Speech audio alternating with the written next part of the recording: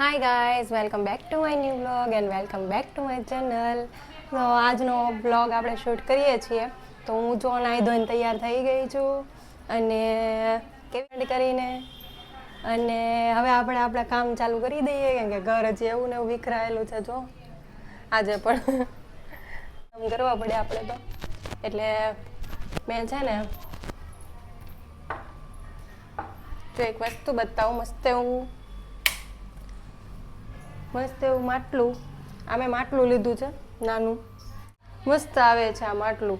આપણે શું છે, મારા નાના નાના હાથ રહ્યા ને એટલે મોટો ગોળો ઉપડતો નહોતો, મારે નાનું માટલું લેવું પડ્યું.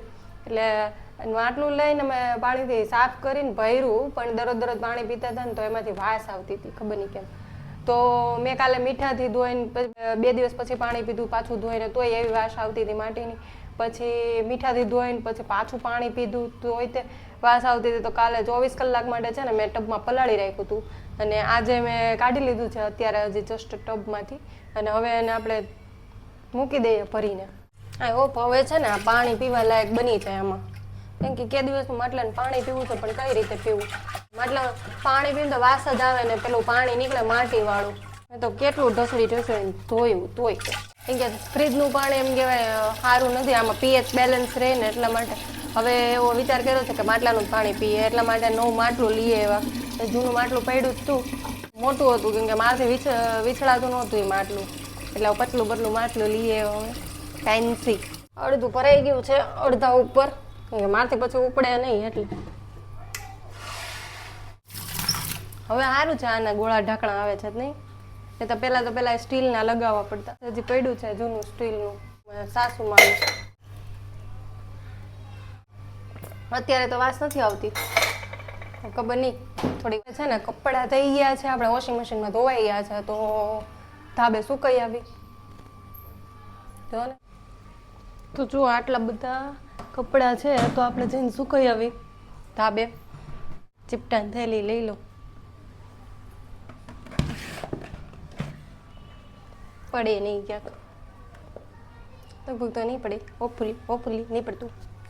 જો કેટલો બધો તડકો છે, આમ જો ગમે એટલા વાદળા થાય પણ તડકો ઓછો ન થાય ઉનાળામાં.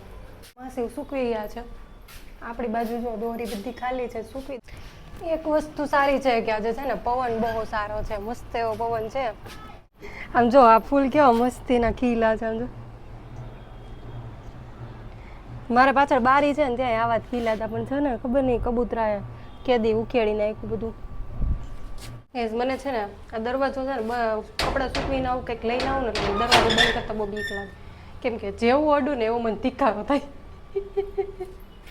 જ્યારે અડું ને ત્યારે એવું થાય. પાણી છાંટી દેવી.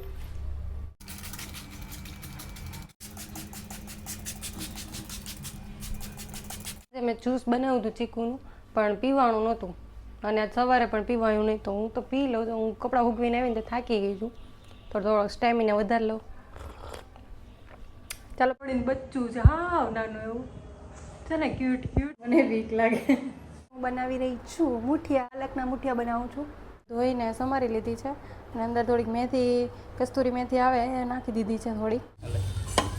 અંધારું. તો ગાઈઝ બની ગયા છે આપણા મુઠિયા. ચાલો, રંગબેરંગી મુઠિયા.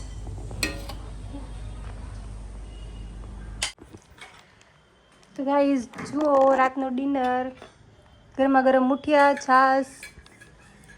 અને હવે અમે લોકો જમી લઈએ અને આ બ્લોગ અહીંયા એન્ડ કરું છું.